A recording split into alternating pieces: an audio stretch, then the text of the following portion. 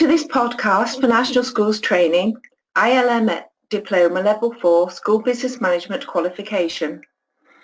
The topic area is managing, planning and leading projects in schools. I'm looking at Module 2, Developing Project Plans. The purpose of this podcast is to provide a brief insight into how a school business manager may become involved and lead this area. The project I led was the opening of a before-school breakfast club. The school where I led this is situated in an area of semi-rural deprivation. The number on roll is 130 plus a nursery. It has around 22% pupil premium. Demographics and government census data shows that higher education and qualifications are well below the national average and household income is below the average. Last year, at the beginning of the second half of the summer term, I was instructed by the school governors to set up a breakfast club. As a school business manager, it is likely that you're often asked to lead projects. You may not have had any involvement in the forming of the initial plan, and depending upon what stage you're asked to get involved, the scope of the project is not always clear. The first stage is then to define the scope of the project and gain commitment and understanding from the project sponsors. That is, those that have asked you to lead the project, can authorise resources and to whom you're responsible. Generally, this will be the head teacher or governor trustees. The scope of the project was essentially to cover everything that was required to ensure that the club would be open as soon as possible in September. A further complication was that a nearby school wanted to be able to offer the club to their pupils as well. In negotiating the scope, I was very clear that it did not include ensuring that the club would be self-financing and financially sustainable in the first year. I gained governor's agreement that the club would have to be continually reviewed and that there would be some flexibility with staffing required. This was communicated to staff during the recruitment process.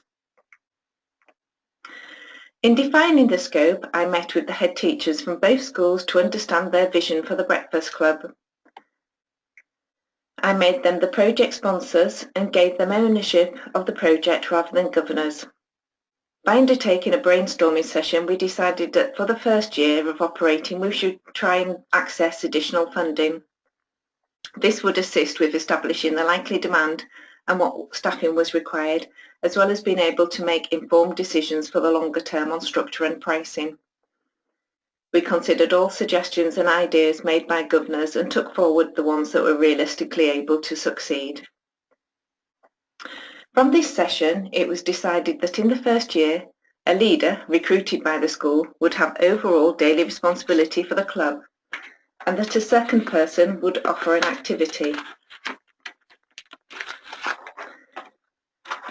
The reason behind this was that it would be easier to gain additional funding for these activities, and this might encourage some children to take part in the activity rather than for childcare. We offered different activities on different days, and they were cricket, a craft idea, keep fit and street dance. The key objectives for the first year were to provide a healthy breakfast, and this would be open to pupil premium children free of charge, provide childcare, and provide a stimulating environment and enhance social skills. We also wanted to promote links between the two village schools, and it was also offered to a third school, but they declined to join. My concern at this time was that it was a relatively high-risk project. There was a very real risk that it could result in a substantial financial loss. However, governors wanted to go ahead with the club even if there was a loss. I gained agreement that there would be a trial period and it would be reviewed termly. The result of this could mean that the days or times offered could be changed on a timely basis. And also, if it could potentially be that the club ceased at a relatively short notice. The risks were measured against the possible gains for schools. It was hoped that it would make the school a more attractive choice for prospective parents and ensure that the small number of pupil premium children would receive a healthy breakfast. I identified the project milestones as establish likely demand for club, gain funding, and this would mean that external providers could be used for the activities, recruit staff, train staff, and finally, set up systems for recording attendance, allergies, booking and payment. I then listed everything that I could think of that had to be completed before the club could be operational. And although I'd set up an after-school club at another school, it still included a significant amount of research. From this list, I set up a Gantt chart. This was invaluable, and I was able to see that a significant number of activities could be undertaken simultaneously, and that I was also able to identify risks that I could easily delegate. At this time, the school was undertaking a formal restructure of non-teaching staff, and one of the office administrators was on long-term sick. This impacted on myself as I was leading the restructure, which created a significant amount of additional work, and the office manager was having to pick up some of the administrator's duties, so I was unable to delegate anything meaningful to her. The project timeline took account for this and was shared with governors. In reviewing the task list and project milestones, I could identify the risks of the project. These were then discussed with the head teacher. The high-risk ones were that it created a significant financial loss which could impact on the budget overall. The school accepted this risk but minimised it by making governors and parents aware that in the first term was a pilot and it might not run in the spring term. Although high risk with a high impact, another high risk with a high impact was being able to recruit and staff the club. Through discussion with existing staff members at the time of setting up the club, it seemed likely that this was not going to be a problem, as there were a number of expressions of interest. We had informal discussions with sports, dance and music providers, all who stated that they were keen to provide services. One of the first things I did was devise a short questionnaire to parents which set out a breakfast club would be opening in the autumn, but it would probably not be open by the beginning of term.